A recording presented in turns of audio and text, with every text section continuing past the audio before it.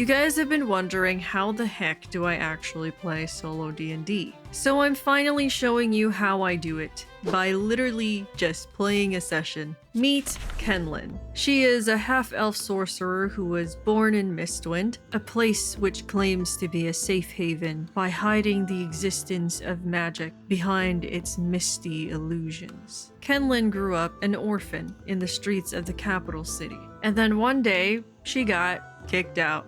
She then spent her life adventuring in the outside world, which in this setting is called Keluna. She had an adventuring party which she was leading, and then they all made a deal with a devil, and then they ditched her. So then she was like, well, that kind of sucked, so I'm gonna retire. And in her retirement, she started a business called the Flying Elf Inn and Tavern. But it's not really an inn, and it's barely a tavern, okay? It's a struggling small business. She's only been in business for like 2 months or something, and she has 2 employees, and she needs to pay them. And now Kenlin has to dip out of retirement and do a side quest. And that's what we're gonna do today. I have no idea what's gonna happen. You have no idea what's gonna happen.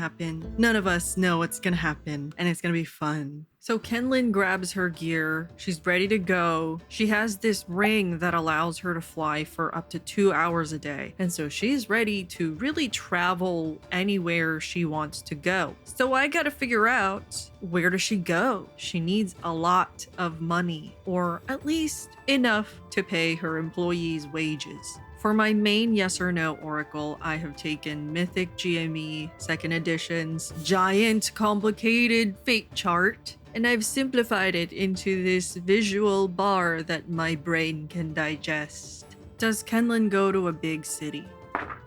Oh my god, 99. That's above a 94, which means this is an exceptional no. So I will say, Kenlin doesn't go to a big city. She goes to a really small local village because she likes to help them out. It's kind of like pro bono, but not really because she's expecting to get paid. And I would say this is kind of an unwise choice on her part. Small villages means less chance of a high reward, and she needs a high reward. But maybe they'll give her something she can sell. I don't know. Maybe this village has sentimental value to her, and that's why she wants to help them. 22. Yes, indeed, it does have sentimental value. I think like maybe this village, maybe she lived here for a while actually during her time as an adventurer, or maybe before she was an adventurer. That is why she has a desire to help these people even though she is in need of money. Or maybe she's just going to see like, hey, is there anyone that needs help and is offering a reward, and it's just a trusted place that she likes to go to. Now I actually got a 22, which is a double number. Now's a good time to explain that I used the random event from Mythic GME 2E to fuel a lot of the chaos in my games. Whenever I roll like an 11, a 33, a 22, a 44, or whatever, I have to roll again and see what I get as a random event, and hopefully it's something fun. A 50 is an NPC positive. We don't really have any NPCs right now. So let's go to the village. What's the name of the village? I'm just gonna think of a fruit. Appleton. It's a small village that has at least an orchard. I realize I've never actually said this word and I don't know how to pronounce it. An orchard of apple trees. That is maybe what keeps the village going. Maybe they trade these apples to people. So she goes, she meets up with an NPC who she's familiar with, perhaps a childhood friend. Is it? 87, no, not a childhood friend. What about an adopted guardian? 38, yes. Father figure? 37, yes. So she meets up with her adoptive father figure. You know, I'm just gonna find a name for him. I thought of Jimmy Bob. What like D&D race is he? Let's roll on a table that I'm gonna roll on this random one from Reddit for his race. 87, a Kenku. I actually don't know what a Kenku is. Race of flightless avian humanoids. They tend to be selfish and secretive in nature, often engage in plots to acquire wealth and power. They operated in small gangs and often lived in large human cities, especially in southern Faerun. Faerun? I'm just reading the wiki page for Forgotten Realms, and I'll go off of that. Large human cities, but we're not in a large human city. We're in a small village. Is it a village of Kenkus? No. Is he like a rare Kenku in this village? 9. Very, very much so. He's like the only one.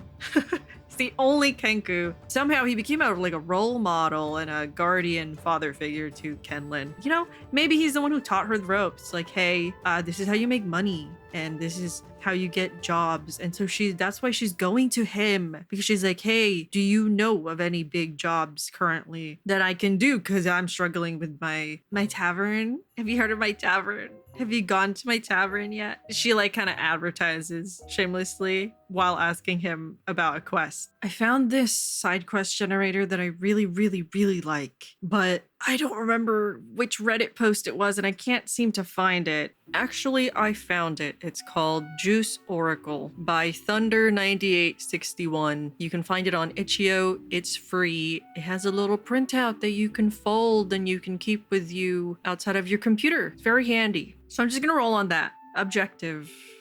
Infiltrate. That sounds a little scary and a little complicated, and I'm kind of getting nervous.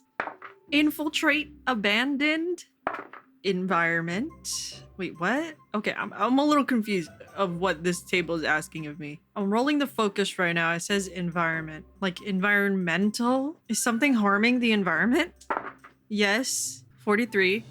At environment again. Awesome. Oh my god. Okay, I thought of something. Let me find a voice for him. Oh, Kenlin. Why does he sound old? Maybe he's old. There's this abandoned building that there's something emanating from it, and it's harming our apple orchards. And you need to go and infiltrate it so that you can save our orchards. And she's like, okay, where is it? Where do I go? I think I can do that because she can fly. So she can access a lot of places. And he's like, it's at the forest of a bunch of apple trees. I don't know. Oh God, what am I doing? And she's like, okay, but Jimmy Bob, what am I getting out of this? Are you gonna pay me? Do you have a lot of money on you? And he's like, what are you talking about, Kenlin? I taught you everything you know. I have 73 is it gold? Please be gold. I have 73 gold in my pocket right now. Okay, but are you gonna give me 73 gold? How much of your money are you gonna give me to do this quest? Are you even gonna pay me? Because I need money. I'm just gonna roll. I'll give you 41 of it if you go and you solve this problem for Appleton Village.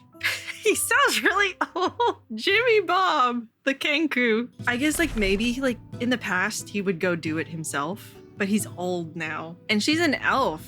So she ages slowly, you know. I actually don't know how old she is. And I kind of think it's a little sad that this father figure is all old now. And I think in her heart, she wants to help. I think even if he said, I'm not going to pay you, she was going to do it anyway because she cares about this place. This place, she once called it her home. So she's going to go and solve the problem. I don't know what is corrupting these apples. Let's see if we can get any clues. So she's like, okay, Jimmy Bob, show me the apples. Like, what's happening to them? What type of corruption is this? I'm just gonna ask, are they rotting?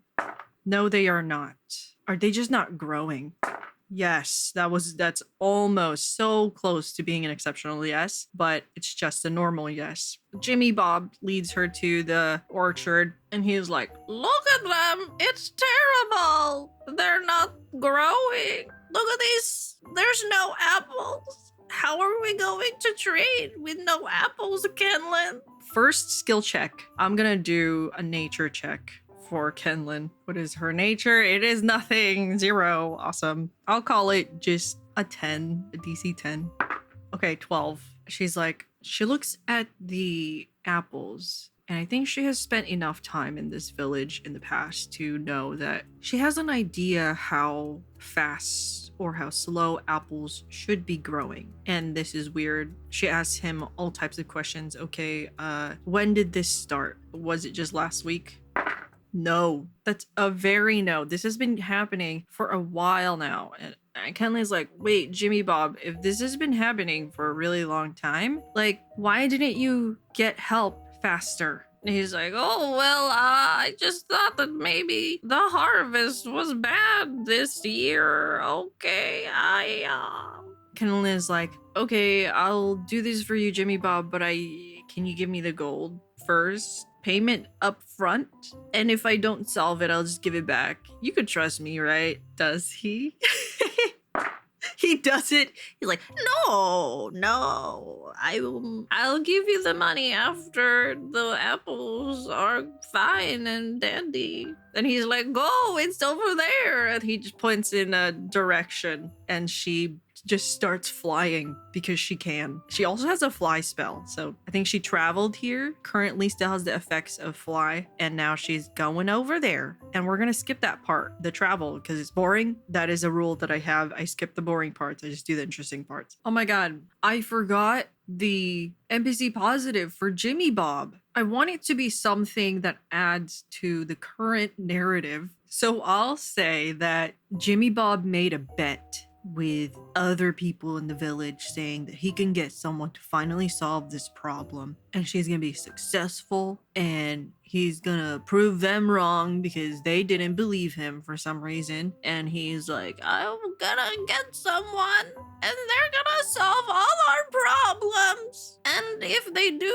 then you owe me 100 gold. And the people actually agreed to it. So if Kenlin manages to complete this quest successfully, then Jimmy Bob the Kenku gets an extra 100 gold, and that is a good thing for me as well, because that means I might have a way to possibly persuade Jimmy Bob to give me more reward, or she could be like, hey, I want some of that gold, can I do another thing for you? But Jimmy Bob is gonna get some money from a bet he made, and that's the NPC positive random event that we got earlier. For this next scene, I'm actually gonna take more of the role of the game master rather than the player, and I'm gonna use the dice instead to emulate Kenlin more as a player, because I have more experience as a DM, and so my ideas come forth from the mind of a GM rather than from the mind of a player. And sometimes I struggle as a player, but currently Kenlin is flying in the sky looking at the apple orchard that Jimmy Bob the Kenku pointed out to her. A bigger one that is outside the village. I think from what she sees, it's also not growing. She doesn't see any red glints of apples from above. Is there anything that actually stands out to her? 88. No, and it's a double number, so we get a random event. And hopefully this random event actually points us to a point of interest. 38 is NPC action. Now, we don't have any NPCs, but what if there is an enemy or just another person that she finally sees? Ooh, I just thought of a really interesting question. Are they doing something, or is something being done to them? Is something being done to them? 66, no, and that's another random event. I'm in my suspense feels right now.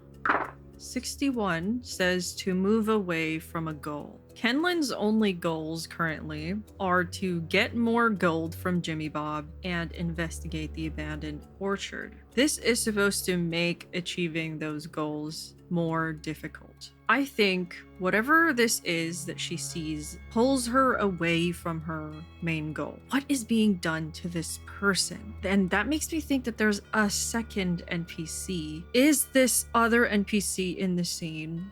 Do they seem like they're hurting someone? Oh God, 26. They're hurting someone. Is the someone that is getting hurt, do they look like they are still alive? This just got really creepy all of a sudden. Yes, they do. Okay, this is where I'm gonna emulate Kenlin, because I'm not actually sure what Kenlin would do in this situation. Does she want to save this character? Oh my god, what? 82? She doesn't want to. Is she just kind of like gonna mind her own business and keep on flying until she sees what she is looking for with the trees? 58. No. Okay, she's not gonna ignore them. Is she thinking that there's just kind of no hope for this person? 60. It's not her like number one priority to save this person. Okay, before we move on, how do these people look? I'm gonna use the random race table to figure out how these people look. 22. A human? Is the human the aggressor? No, the human is getting hurt. Let's see the aggressor. 90. A lizard folk? What? Is that different from a dragonborn? Let's see what Mordenkainen says. Lizard folk are thought by some sages to be distant cousins of dragonborn and kobolds. Lizard folk are, however, their own people and have lived on the worlds of the material plane since the world's creation. So this lizard folk is hurting this human. How are they hurting them? Are they hitting them with a weapon? Yes. 17. Is it a large weapon? 44. Yes. Another random event. 13. New NPC. Oh my god. Ooh, okay.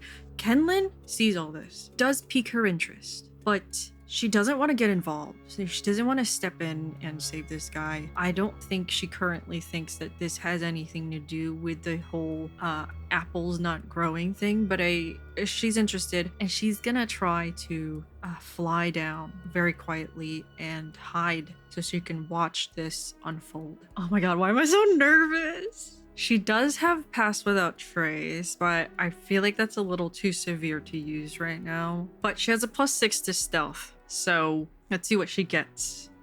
8 + 6, 14. Not quite a 15. Kenlin flies down. She's maybe hiding in the branches of a tree nearby, and she sees this lizard folk, I guess, just going at it with a large weapon, let's say an axe. It seems pretty brutal. And we got another random event, a new NPC. Another person comes in. Are they friendly to the lizard folk?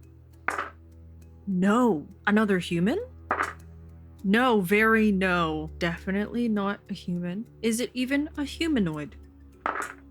No, barely. It is not a humanoid. Is it like a, I don't know, a plant monster? Plant creature thing?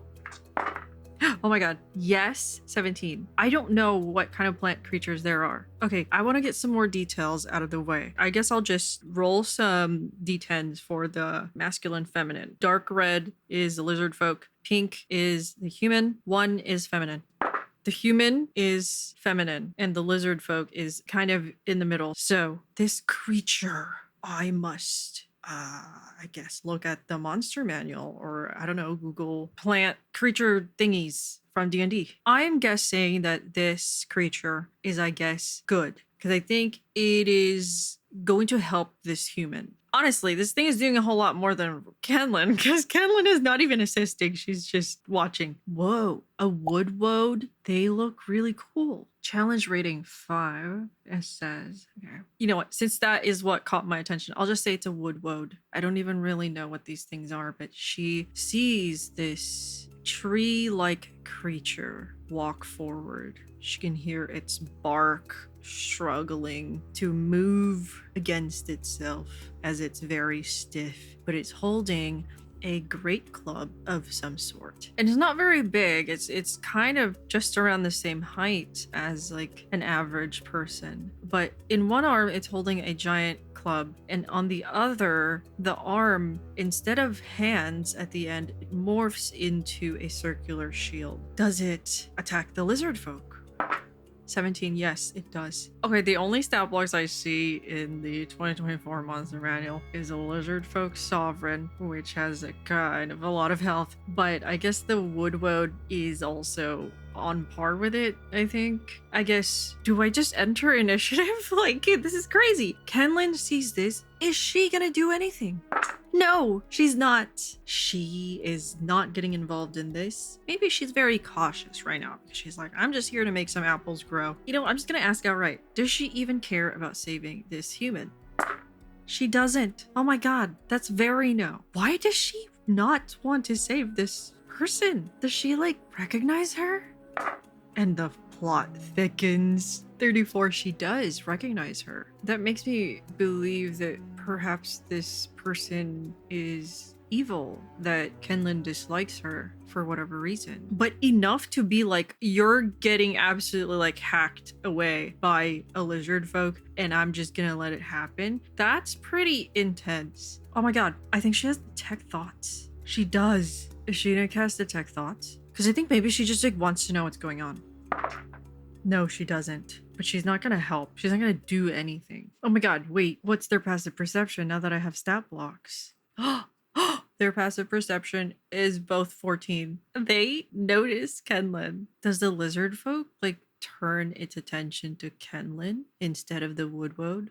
No, it doesn't. I think they make eye contact. The lizard folk sees her. Kenlin knows she's been found out, but the lizard folk stops bludgeoning or hacking away with its great axe on the human. The human is the human conscious? No, the human has she has passed out, and the lizard folk is now getting ready to fight the woodwode. I'm gonna roll initiative for the two of them, I guess, and Kenlin.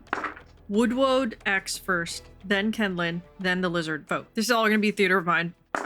The woodwode, instead of doing what you might expect by rushing into battle, instead it steps aside and basically Homer Simpson into the bush of a tree, steps magically into it, and then it appears in a tree that's behind the lizard folk. And that's when it charges into battle, and it raises its great club, but as soon as the lizard folk sees it, it manages to step aside and turn its attention towards the woodwode. But in that same dodging movement, they leave themselves open, and the woodwode sweeps down and bludgeons them right on the side of their stomach. So that's 4d4 plus 4 bludgeoning damage. And it deals 15 bludgeoning damage to the lizard folk. Ugh! I guess I should roll initiative for the human as well. I feel like they're doing death saves. This is just flat 9. It goes before Kenlin. So this is the human's first death save. 8 fail. Yikes. I think the reason why Kenlin is so hesitant to do anything right now is because she doesn't, I guess, know who the good guy is. This lizard folk is trying to kill this human, but Kenlin doesn't like this human. Is it just a personal thing? Yes. Dang, was she like a bully? Oh my god, that is exceptional. Yes, this person had bullied Kenlin when she lived in this area back then, but she's an elf, so maybe it wasn't that long ago. And Kenlin, I guess, is just kind of like, die, you bully. Like, I don't care if you live. Oh my god, Kenlin is kind of brutal right now. Like, my god. Because, like, for all she knows, maybe this person had done something to the lizard folk too. Provoked it, and maybe she deserved it. And who is Kenlin to stop this lizard folk from getting their justice? This woodwode is helping the human. Or is it even necessarily helping the human? Or does it just not like the lizard folk? Are they beefing with the lizard folk? No, not beefing with the lizard folk. So this woodwode is doing this out of, I guess, the goodness of its heart. It doesn't have a heart, but the goodness of its moral compass, and is helping the human. I don't think it could heal though, at least someone else. And Kenlin's just out here like, is this even contributing to the whole reason why the apples aren't growing? Is the woodwode the guardian of this forest? Is it angry?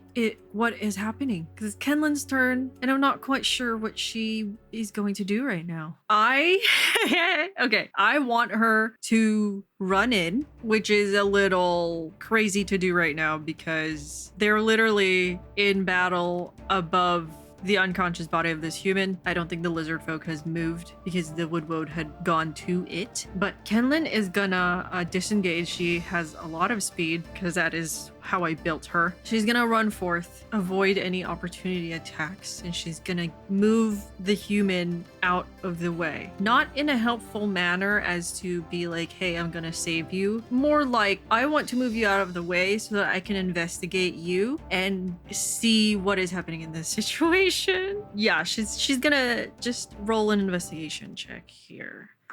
Oh, not one. There is quite literally nothing of evidence on this woman. They look like maybe they were just minding their own business. And I think that's what Kenlin is thinking on a nat one. She's just coming to her own conclusions. Nothing in her pockets, not holding anything, no bag. Seems like she was just walking in the woods. And I think this has left Kenlin even more confused. I think I will say she might dip after this. But it's the lizard folk's turn. Does the lizard folk care that Kenlin moved her? Yes. Does the lizard folk finish the human off?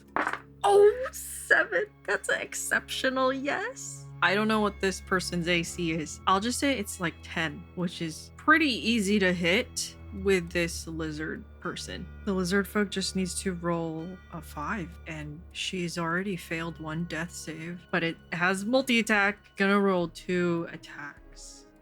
Plus 5 is above a 10. That one hits. That's another failed death save. The second attack is a bite. Oh, that one! I think the woodwode has like used its reaction to get an opportunity attack on the lizard folk, because I think the lizard folk must have moved away from it. So let's see what the woodwode gets. Attack. That hits. It grabs its axe to prevent it from attacking more in this current like round, I guess. So it has saved the human pretty much. Or it like, oh my god, maybe it like grabs its, I don't know what that's called, but it kind of has like hair, like the mohawky hair, and like grabs that, and it's like, no, you're not gonna bite this human. Let's see how much damage it takes. Another 14 damage, and that's the lizard folk's turn. And now it's the woodwode's turn again, and I think it's just gonna try to get rid of this lizard folk. It needs to roll at least an 8 to hit. It hits with 1 attack. I think because it's grabbing the lizard's head, like with 1 arm, instead of, I guess, kind of using the great club, I'm just gonna flavor it as the woodwode, like kind of shield bashes this lizard folk against its like back. And it's kind of like, back off, like stop doing what you're trying to do. It's the human's turn to do a death save. That's a fail. I mean, Kenlin is above this girl's body. I don't even know her name. She's not looking at her with very much concern, but I think she sees her chest take its last breath, stops moving, and the human is dead. And I think this very much angers the woodwode, because that's what it was trying to prevent. And I don't think it's looking at Kenlin in a very good light currently, because Kenlin didn't really help, unless it misunderstood Kenlin moving the body as her trying to help. But the human is dead now, and Kenlin is like, oh, well, I'm gonna leave and look for whatever is causing the apple trees to not grow. I believe she still has fly speed, but let's ask from her ring, because if not, she's gonna have to cast fly. Does she still have fly speed?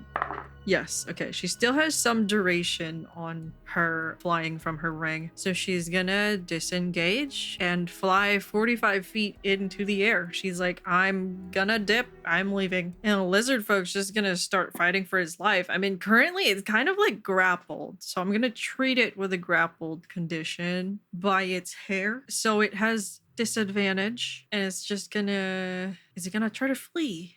Yes, it's gonna attempt to escape out of the grapple, and I'll treat it as a contested athletics check from the woodwode and the lizard folk. White is lizard folk. Purple is woodwode. Woodwode adds a +7. I think they're both pretty good at strength.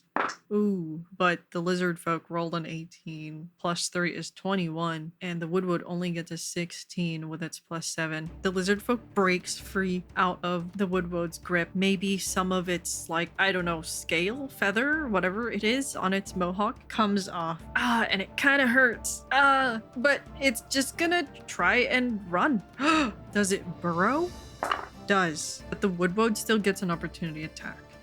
That is a 7 plus 7, 14, just by a hair misses the lizard folk, and the lizard folk begins to dig into the ground and burrows, making its escape. Had taken a lot of bludgeoning damage, but it lives, and the woodwode is now there, left alone with the human's body because Kenlin didn't try to take the body.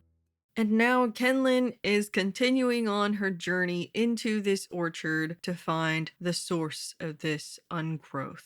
She doesn't really fly that far, but eventually she sees a man waving to her from down below. And he's yelling and he's like, hey, come down here. And she's like, okay, maybe this person can help. As she approaches him cautiously flying down, he's like wearing this like trench coat, and he's wearing glasses, like sunglasses. He's like, hello, my name is Esponsor, and I have some very important information for you. Did you know that ayeoops has a sticker shop? Kenlin is like, who? You foolish character. She's the one who created you. And she's like, okay, this person is weird. And she starts to ask him, well, I don't know who that is, but do you know what's corrupting the forest? And he just ignores her and starts telling her she has an emporium of all types of stickers, animals, characters. If you want some stickers, the link is in the description. Kenlin is standing there like, what on earth just happened? And she is thinking, what a waste of time. And Esponsor is just standing there, really proud of himself for, promoting the shop. And then Kenlin is like, okay, bye, I have a forest to cure. And she flies away. And then as she flies away, in the distance, Esponsor runs in a random direction, yelling and waving. Hey, lizard person! Did you know that ayeoops has a sticker shop? And Kenlin just shakes her head, not even wanting to think about maybe Esponsor getting killed by a lizard folk. I don't know. Moving on. Alright, so here were my theories as the person playing this. Not all of them come to fruition, just a warning, but it's fun to theorize, so I will include this in the video. The woodwode is maybe causing it. An attempt to protect this forest and this orchard. It has prevented the trees from growing apples so that people don't wander in to harvest them. But this human did for whatever reason and was attacked by a lizard folk. It just makes me wonder, why does the lizard folk attack the human? What is going on with the lizard folk faction? I want to attempt to web all of this together into the same quest plot, and I'm hoping that I can figure out a way to connect all of this to the apples not growing. I thought this would be pretty simple, but it's kind of gotten intense. Someone just died and Kenlin was like, I hate you because you're from my past and I'm not gonna help you. On to scene 3. My goal is to find the source of the corruption. Once again, Kenlin is flying through the air with the leftover duration of the fly spell that she was able to cast with her ring. She has also the free cast of Featherfall that the ring gives her once the flight runs out. During my break, I have filled my brain with information about woodwoke. What was it? Woodwoke? Woodwode, not woodwoke, and lizard folk. And so now my brain is filled with ideas on where this could lead. Currently though, character-wise, I have discovered something about Kenlin, which I didn't know before. She really holds grudges. She does not like it when she is mistreated by anybody, and she will remember it, even to the point where she might think that you deserve to die. I don't think she's the type of person that will outright kill you for it, but in this moment, she accepted the role of a bystander rather than a hero or a savior. I want to give the woman who died a name. Although she may end up being a terrible person, I still want her to have a name. So I'm literally just gonna look up human D&D name generator. Ooh, there are so many, but I think I like Tavia. Ooh. Is that too interesting of a name for someone who's already dead? I mean, she might come up in Kenlin's memories every now and then, so I guess I should remember the name. So moving on to the scene, I'm gonna ask, does she spot tree that's like emanating a strange aura? 91, she does not. Does she see more lizard folk? 87, no. Come on, dice. Give me something. Give me something. Does she see more woodwoads?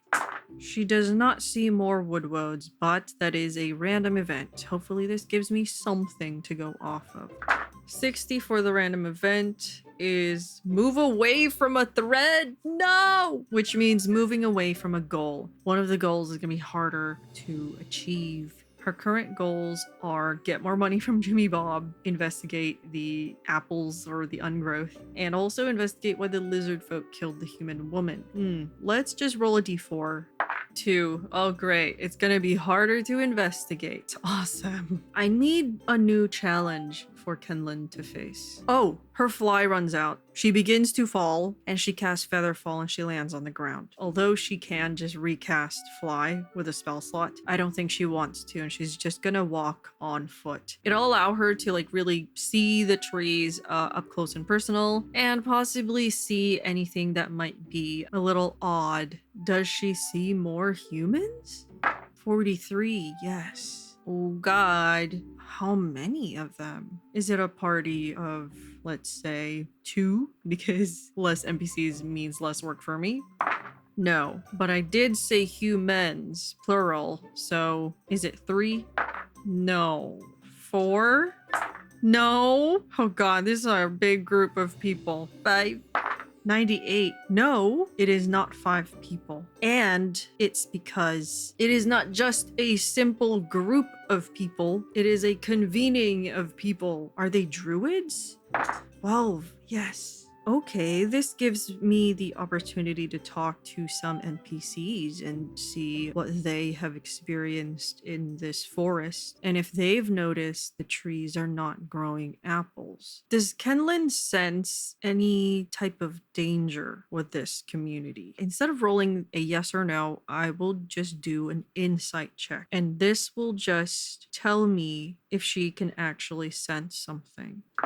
I think that is only an 8. I don't know the truth as both the player and Kenlin right now. Kenlin thinks that she is relatively safe. Probably. It's I guess, a camp of humans. And she doesn't think that they're dangerous. But I'm gonna ask the dice if they are. Okay, barely. They are not dangerous, but I could treat that 51 as a no. They're not dangerous, but they do have the capability of being hostile. They are druids after all. But Kenlin isn't really thinking about that. She just wants to get this quest done and get her gold. So I need kind of like a theme for this human camp. I'm using the free version of Worlds Without Number. They have some free tables there. Page 126, which has nation themes, like thematic element. I got 8, which is precarity. Whatever good thing that the group has is currently under immediate siege by circumstances, and it looks very likely that it might crumble. They had something good going on for them, but now things are precarious, probably because the trees around them are not growing fruit or producing harvest, or maybe it applies to the entire forest. Maybe things are actively dying. We don't know yet, and we will find out once we speak to people. Kenlin approaches the camp. How is she received? I'm going to use Universal NPC Emulator, which should be pay what you want. It's my main resource for making characters with dice, but they do have an NPC like conversation mood table, which I'm going to use for this. I'll go with neutral. 19. The people treat her with caution. Let's roll some identity stuff for whoever this person who is going to talk to her is. 43. 81. Titled performer. Titled makes me think that they have some sort of high status within this camp. Performer makes me think they could possibly be some sort of bard or musician, an entertainer, or maybe I don't know, like a druid who likes to dance. Maybe they're an arch druid, but they like to dance. Maybe as Kenlin walks in, they have a campfire. Even though I thought it was like during the day, maybe it's approaching sundown and they're beginning to like rest up for the evening. And there's this person. I'm just gonna roll a d10 for the vibe of feminine versus masculine. A 10. A very, very masculine guy. Archdruid. But he's dancing. Maybe he looks very masculine. And you know, dances don't have to be feminine. Kenlin approaches them. Excuse me. I'm sorry to interrupt. I have a few questions about this forest. Is there anyone I can speak to? And the druid's like, stop. They just like stop what they're doing and they look at her. And then they look to the archdruid. So let's find a human name. Whoa, Mam Zhuang. He approaches her as their leader, and everyone else backs off in caution. Does he stop dancing? Aw, I got a yes. And he's like, my name is Mam Zhuang, but you may call me Mom. You know how Filipinos are like, Sir Mom? Like that, Mom. And he says, what questions do you have about this forest? Maybe he's very pointed with the way he speaks. Kenlin explains she was in contact with a Kenku named Jimmy Bob from the village of Appleton. You know, that small village nearby that has a smaller apple orchard, very small in comparison to this forest. He says that their trees haven't been growing any apples or really growing at all for a while now. I have examined that the same is with this forest. So I've been hired to see what's going on. What is the state of this forest and how may I help? Are the group of you here to solve this problem or are you just traveling? So after hearing that, I'm gonna do another like attitude roll to see if maybe the attitude changes. Okay, let's just see. 14. Ooh, okay, so he is now guarded. He says, what stake do you have in this forest? He kind of dodges her other questions. She says, I used to live in Appleton and I care about those people and I'm also doing this for a job. And he says, so you're here for payment, for greed. Ooh, don't know where that came from, but I just said it. And she says, greed? I am simply trying to make a living. I need this money to give to other people. I owe them this money as their boss. You see, I have a tavern back at home. I have my minstrel and my gardener that I need to pay. So it isn't greed. I think she got a little bit offended that he assumed that she's this greedy adventurer, because I feel like there is some sort of stereotype amongst adventurers that they're just like greedy. They just do these quests for money and it's not even necessarily like out of the goodness of their hearts or out of duty or whatever. And that a lot of them are just either like bounty hunters doing quest by quest by quest, no matter what it is, just because there's a payment attached. Should I roll an intimidation check? But is she even really trying to intimidate them with this? Like, what is she trying to do? I think she's just trying to get answers, right? Maybe a persuasion. Let's go a peaceful route. Oh my god, this die is not rolling well. What is her persuasion? +4, so 12. Is the 12 good enough to get her point across? It is at least above a 10. And it's not like she's trying to convince him to do something, right? She's just trying to absolve herself of this stigma of greed. Okay, it is 13. Yes, it passes the DC. He's like, I did not mean to offend. Is he willing to give information about the forest? No. My god. Is he at least going to say that they're handling it? He does. He says, leave the business of the forest to us. I apologize about your job, but this is our duty as druids to take care of this problem. And I am sure we may be able to do it better than you. I don't know why I keep playing this guy as saying stuff that just offends Kenlin. and might get her mad. But she's like, I'm capable too, you know. I really just want this problem solved as fast as possible. So please let me help. I'll try not to intrude and get in the way. Okay, negotiation, another persuasion check +4. Oh God, the 2 + 4 is 6. And he's like, you must leave this to us. There will be no more speak of this. And then he just starts dancing. He just continues dancing. He's like, I'm done speaking to you. Like, this conversation is over and I'm going back to my dancing. So leave me alone. And Kenlin, it's just like, God, these druids, what?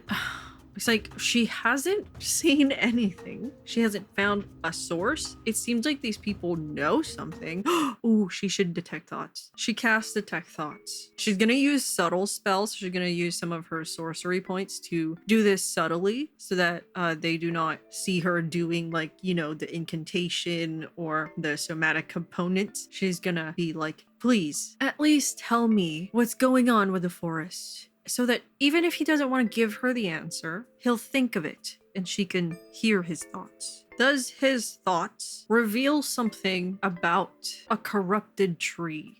Yes. Do his thoughts reveal something about who caused this tree to be corrupted? 47, yes. Who though? Oh God. Was it like a defected archdruid who turned evil, I guess, or wanting to do something bad to this forest? And maybe that's why he's so like guarded about it, because he's like, this is our problem. This is no one else's problem. This is personal. This is within our camp and group and party. So we're gonna handle it. Please be yes. Please be yes. 26. Yes. Amazing. This just got really interesting. I'm gonna roll this for the other archdruid for feminine masculine scale. 6. Similar to the lizard folk, it is a male who leans toward femininity, or possibly a non-binary. I guess I'll ask, are they non-binary? 59, no. So this person does still go by he, him pronouns. I like the name Cam, K-A-M. So I'm gonna go with that. So Mam Zhuang's thoughts reveal we must stop Cam's spell before more people ask questions. But in reality, he says, please, this is our problem to solve. Leave us be and leave this forest before you regret it. Ooh, Kenlin has what she wants. Finally, an answer, and she leaves. Kenlin has dispel magic, but what if this is a curse rather than a simple spell? There's not a lot that I know about higher level spells. I was kind of hoping when I started this side quest that I would just have to kill a monster, you know, something simple and straightforward for this video. But now this is turning into something a little bit more complex. I think that's a good place to stop for scene 3. And then scene 4 is going to be finding the tree and hopefully resolving this quest. You know what? Before we end scene 3, on her way out, does she see the woodwode? I'm just gonna, on a perception check, if she rolls above a 14, she sees the woodwode. Okay. I got a 7. Oh, she has a luck point. She has a luck point. I'm gonna give her advantage on this. Oh God, she rolled a 3. Can I give her? Oh, I'm gonna spend another luck point once again. But you know what? I'm gonna use a different die. Oh my God! I used 2 luck points to just roll the same thing. I really wanted the woodwode to come back because I find it very interesting, and I'm like thinking, what if the druids, it's like with the druids, and you know, what if it's like carrying the human's body? What if it's carrying Tavia's body? Okay, guys, I have 3 luck points. I'm not anticipating a fight foolishly, and I kind of want to use the 3rd luck point. This time, let's use the green die, please. Oh, I mean, I know it's advantage, but it's a nat 1 versus what, 2 4s? So, okay, she doesn't see the woodwode. She doesn't see the woodwode. Do I take all of that as meaning the woodwode is working individually and not with this camp of druids? No. Okay, so that is left ambiguous for now. It is a mystery for you guys to theorize about. Okay, I'll leave it to you guys unless the woodwode comes up later. I don't even know what it's gonna do with the body. So that's the end of scene 3. In preparation for scene 4, I'm once again going to take the seat of GM. I've come up with the details of what's going on with the forest. I was finding it a little difficult to actually generate that on the spot, and I don't want this video to be like 3 hours long. You know, when you're playing solo, you should be pursuing what is fun and interesting to you. And you can play in a way where you leave everything up to the dice. But I think that if you have something really interesting to you, then you should just go for it instead of rolling on it. So this is gonna be figuring out what does Kenlin do? Because Kenlin, she is kind of neutral at the moment. One of the things about her character is she does like nature, flowers and herbs and gardening. At the same time, she seems a bit like hardened by her grudges. So there's a gray area with her morals. And I think it would be interesting to find out how this all concludes with what Kenlin does, because it could go multiple different ways. I'm just gonna describe the scenes to you guys. Maybe you can, while you're listening, also think of it as a player. You know, what would you do? And then we're just gonna roll how Kenlin approaches it. So Kenlin has been walking through the forest, and for the most part, it has still stayed the same. Things look normal, except there are no apples. There's not even any apples that have fallen to the ground and rotted. There's just an absence of bloom, of growth. I'm gonna have her roll a survival check. And she's essentially looking for a possible path, like a clear path to her goal. Nat 1. Amazing. This is how we're starting scene 4. Okay. She hasn't been in a forest in a while. It's been a few months. She's been working on her tavern. She's rusty and she's like, you know what? This is why I fly. I don't like being down here. I've lost my ability to navigate a forest like I used to. And so I'm just gonna fly back up and I don't know, cast detect magic, because I'm playing to my strengths rather than what I'm currently rusty at. So she uses a level 3 spell slot and she casts fly on herself. Now I'm worried that it's concentration. Oh god, it is. And so is detect magic. She needs the vantage point though.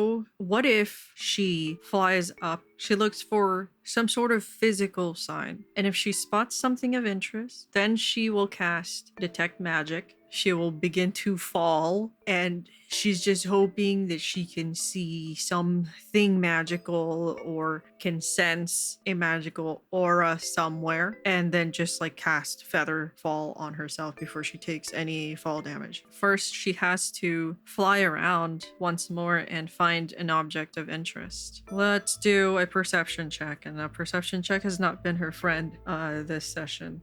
16 perception. Although it's getting dark, there is still the light of the sunset hitting some of the leaves, so she can still see some color. And in the distance, she sees an absence of color in a certain spot in the forest. She thinks that's something different, and she even sees the, I guess, dark color of possible rot. Dead trees. And so she heads over there. She's gonna cast detect magic. As she falls, she senses necrotic magic in the place that she saw. She feather falls her way down, and now she's walking towards it, and she's gonna roll a stealth check. She doesn't know what's here. It could be like a necromancer for all she knows. Stealth check. That is 25. She's going through the woods. She starts to see darkened leaves. Slowly, in a smaller area, she begins to see some of the trees' lack of leaves, and then eventually completely bare. And she sees a large tree. And that is where she sees the magical aura outlining the tree. I'm gonna use Ironsworn's action table. Ironsworn is a free resource. It has a bunch of tables as well, and I'm gonna use the action table to find out how Kenlin approaches this, or what she does next upon seeing this tree. Currently has detect magic on. She is slowly but surely running out of spell slots. 23 is manipulate. What does she manipulate? Magic? Manipulate magic. She had heard in Mam Zhuang's thoughts that a person named Cam had cast a spell on a tree. And she's thinking, I see this necrotic aura of magic. I could probably just dispel it, right? And she has dispel magic. Is she gonna investigate a little bit more further before casting dispel magic though? No, she's not going to. Oh God, Kenlin, why? Why aren't you investigating? Oh, she really is rusty, I guess, because she's not like checking for traps or something. So I don't actually know what spell this Archdruid Cam has cast. It would probably be a 5th or 6th level spell if I were to like homebrew it and really write it out, because I know what that person has done. I'm not telling you guys, you're gonna find out with Kenlin. Dispel magic says, for each spell of level 4 or higher, you have to make an ability check. On a successful check, the spell ends. And the DC is 10 plus the spell's level, so it's like 15 or 16. And I'll just say for the sake of tension, it's gonna be 16. Her spellcasting ability is +4. Oh, I'm nervous. I don't even know if I want to use this die because it's been rolling pretty badly. Okay, what about this red and orange one? Oh, please. Oh God, she doesn't have any luck checks left. I can't take backsies. God, why did I use all those luck checks on the freaking perception checks on the wood? All right, let's see. Oh, what? Excuse me? Nat 20? I'm so glad I changed dice. She doesn't even know the impact that she is making. She feels this incredibly powerful necrotic aura. And I think with this nat 20, as she cast it, she realizes she has felt this even all the way in Appleton. She just didn't realize it because it was so far from like the epicenter of this spell. And she's wondering, is this what everyone else has been feeling? Have they even noticed this? Why are the druids over there dancing when they're, I don't know, when someone, because she doesn't know that it was another druid, someone has done this. Why are they beginning a rest? I think she stands there and really takes in the feel of this necrotic magic, and she begins to understand like the weavings of it and the workings of it. And she goes up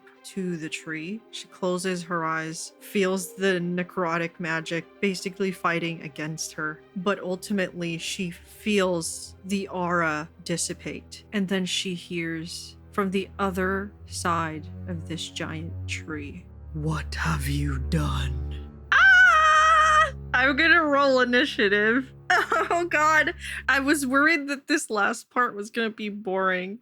She rolls an 11 on initiative, and this is the initiative roll for the unknown thing.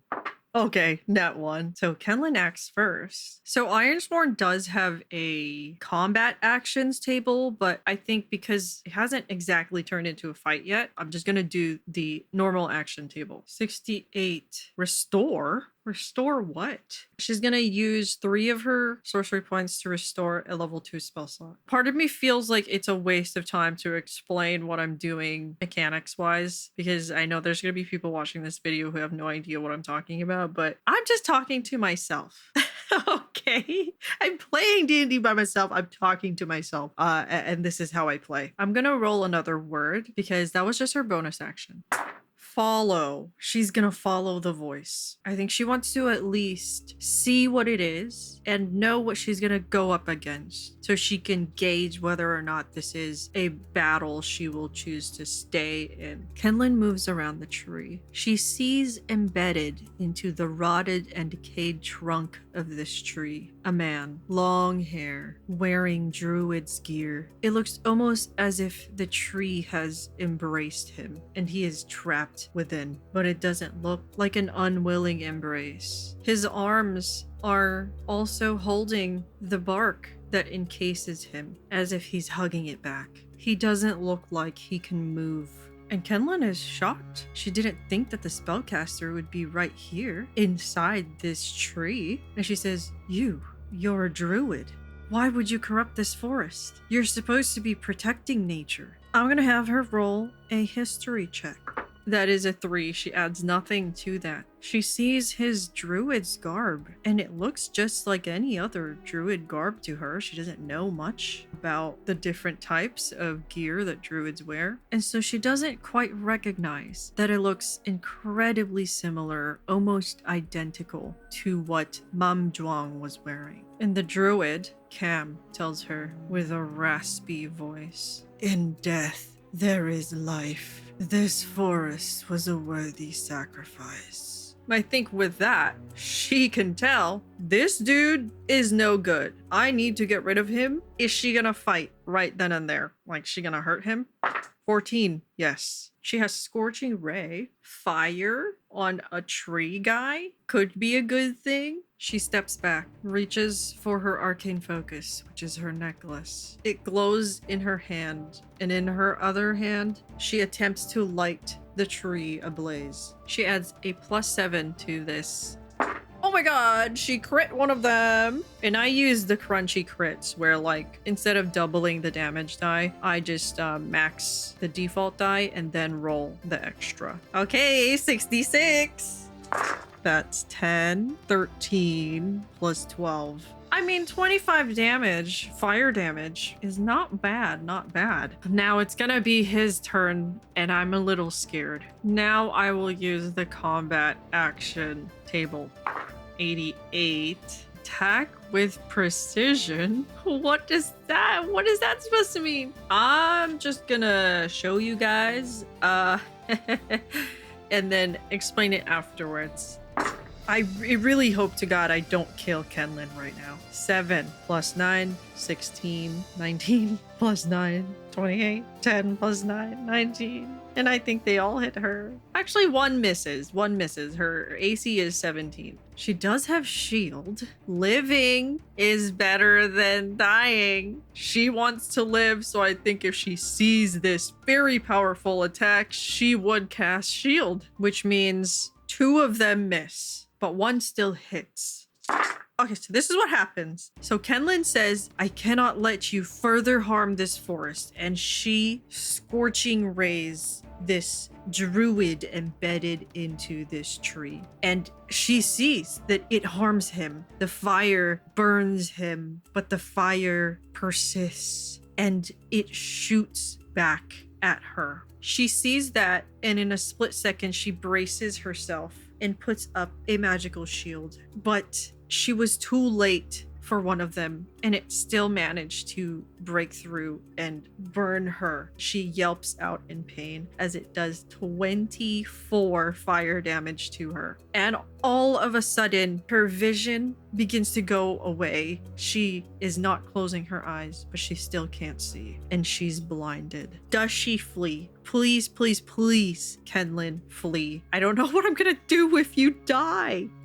Okay, 31, she flees. I hope she gets away. It's her turn now. I think she's like, I need to get out of here. I can't see. I just got incredibly burned. I need to get out. I don't know what this guy is capable of, and he's embedded into a tree. I think she knows he's probably not going to be able to follow her. What's going on in her mind is, I need to find the druids. I need to tell them. She's just going to dash, and she's gonna move and run 90 feet. I have no idea if this is the way towards the druids, though. She also doesn't know if this druid can just straight up, like, recast the spell that she just dispelled. So I think she's like, I need to get to them as fast as I can so that they can help me kill them. Because that Mam Zhuang guy, he looked pretty strong. So she gets out, and her eyesight comes back, and she's just running in this direction. I'm gonna have her roll a survival check to see if she's going the correct way. And I'll say this is a DC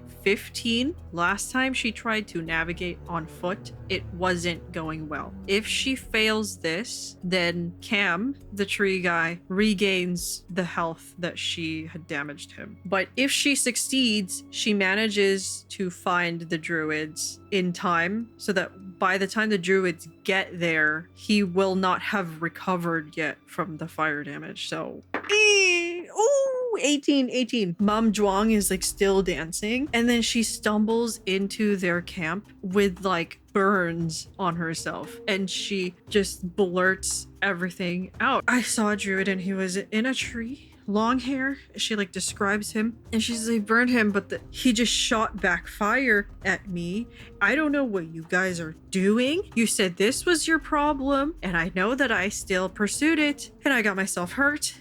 And you know, you were probably right that I should have left it alone, but I dispelled the magic. You need to go take care of that guy before he recasts the spell that I dispelled. Do your druid thing, please. And also, I need some healing, please. She's gonna do a persuasion check to get healed.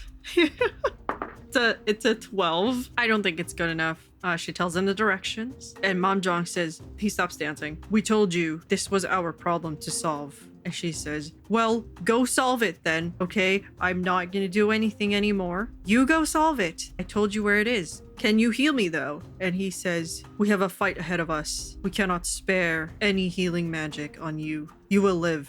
I can tell from just looking at your wounds. Go now and flee to safety, to Appleton, to wherever your home is. Go. I don't know your name, and I don't care to know. Just go. I don't know why this guy is like this. I didn't even roll any personality traits for him. It's just decided that he talks like it hurts too much for her to, I don't know, sass him. And she's just like, fine. Can I stay here for an hour and rest while you're gone? Persuasion check. Okay, she rolled a 21. Mom Zhuang says, fine, but don't steal anything. We'll leave one person with you. They can't heal though, so don't ask them. And then he like runs off with the rest of the people to go fight Cam. And we have no idea how that's gonna happen. Okay, so during short rest, Kenlin is back up to 38 hit points. I expended some spell slots to get her back a 3rd level spell slot so she could possibly cast Fly to get back home. During this hour-long short rest, this person who stayed with her, let's roll on them because I want to talk to them. Using Universal NPC Emulator, this is Untrained Commoner. So this person isn't even a druid? 16, yeah, okay. No wonder they didn't go with them. Let's roll their like gender stuff. 8. So a bit more of a masculine man. And then I'm gonna roll on a character descriptor from Ironsworn. 33, strong. Okay. He is, I guess, kind of muscular. But he isn't dressed like a druid. She asked, hey, can I at least get some bandages? I can just bandage myself or my burns. He actually gives her some, even though she doesn't think that Mom Zhuang would have given her any. Maybe they're just like sitting by the fire alone and he's just kind of guarding her, warily watching her. He's like this muscular guy. Is she attracted to him?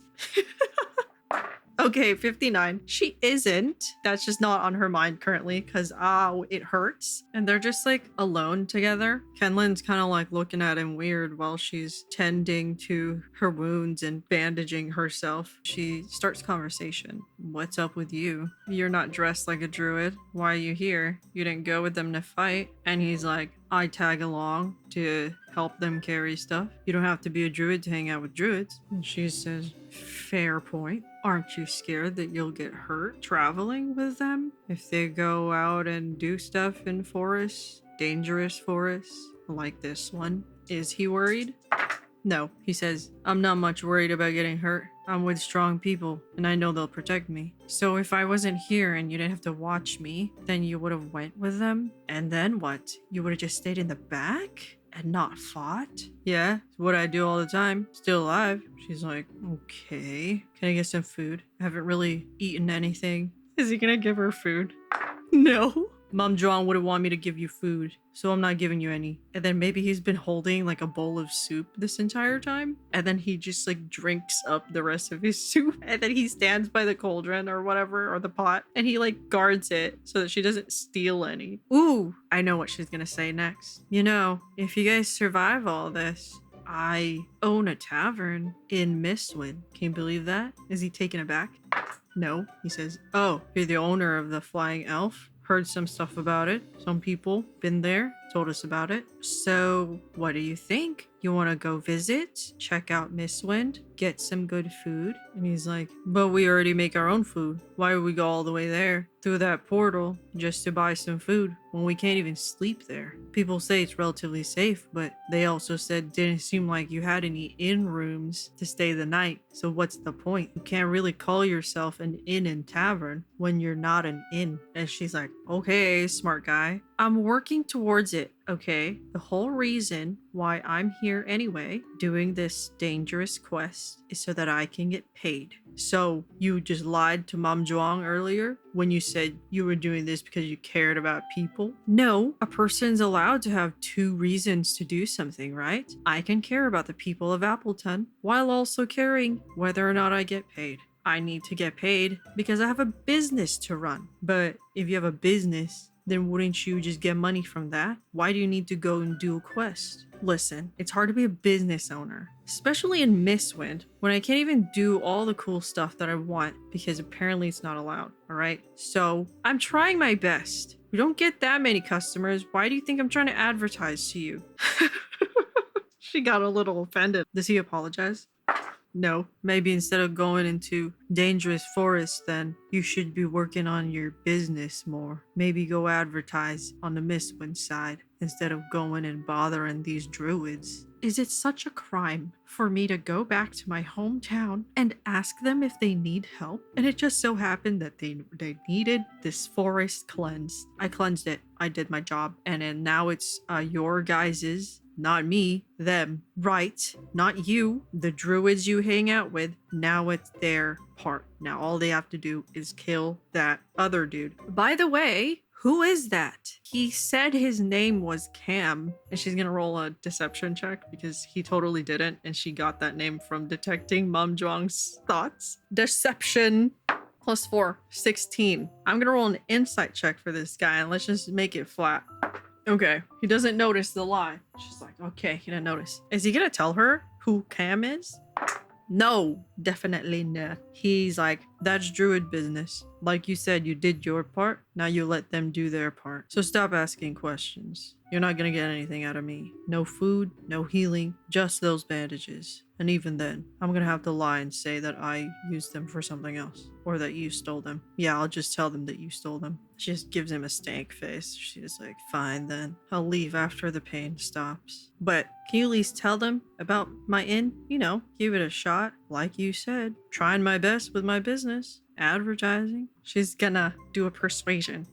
Ooh, 23. He shrugs. Maybe if it's on our way and we need a safe place to eat, we'll stop by. She just kind of nods and accepts that answer. Gets up after the hour passes and she's like, well, bye. Oh yeah, what's your name? And he says, Dominic. I'm Kenlin. And she gives him a smile. Nice to meet you, Dominic. See ya. And she casts fly on herself and she flies away. Why do I kind of ship them? What do you guys think? Just this normal guy and this flying elf. And she goes to Appleton, actually, and she rests there. And she tells Jimmy Bob what happened. Tells him everything that happened. But she kind of leaves out the bit where Tavia died. She holds out her hand. She's like, all right, where's my 41 gold? I dispelled the spell. And as long as those druids do their job, the apple should start growing again. So give me my payment, Jimmy Bob. Does he give it to her?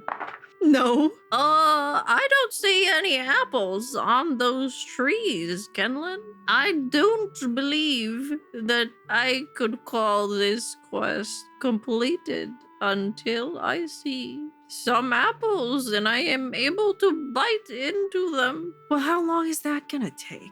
Can I at least get paid the moment that you guys can tell that the trees are getting better? Or if the druids come by and tell you that they did this? Because I talked to them. Ask for a guy named Dominic or Mom Zhuang. They'll tell you. I talked to them. She's gonna roll a persuasion check. Okay, to 9. Jimmy Bob is like, no.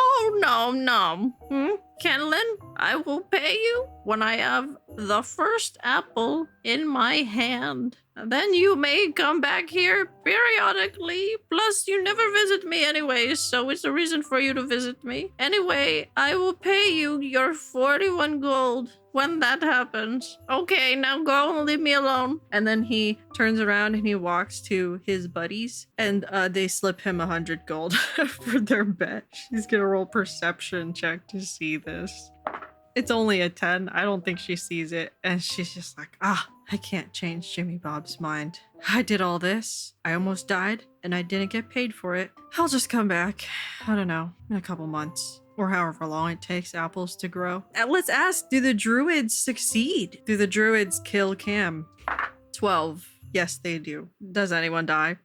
No. Okay, wow, they really took care of it. No casualties. I could tell you guys about Cam, but I won't, because I want to see your guys' theories. Who knows when I'll confirm them or deny. But anyway, that is how I play Solo D&D. I just wanted to make a video showing you guys how I play. And honestly, this was really fun. And if you liked Kenlin, go to my Patreon. I have been sharing her story and what's been happening with the Flying Elf in exclusive audio format. There's still a lot of stuff that has been unanswered and could be revisited in the future if I do another one of these. But realistically though, this video was a lot of work. I don't know if I'm sold on including all of the fluff of playing this game, like with the dice rolls and explaining game mechanics and stuff. And it really took forever to edit. If I were to do another one of these in the future, I think I would definitely just kind of summarize it and only draw the important bits instead of trying to draw everything that happens. If you were paying attention, you can kind of tell that my drawing juices were kind of running out at one point. I would really appreciate it if you guys let me know what you thought of this video and what you think could be left out probably. I know there's gonna be people who like it in this actual play format, but when I'm doing it in this format and I'm drawing things, it's not very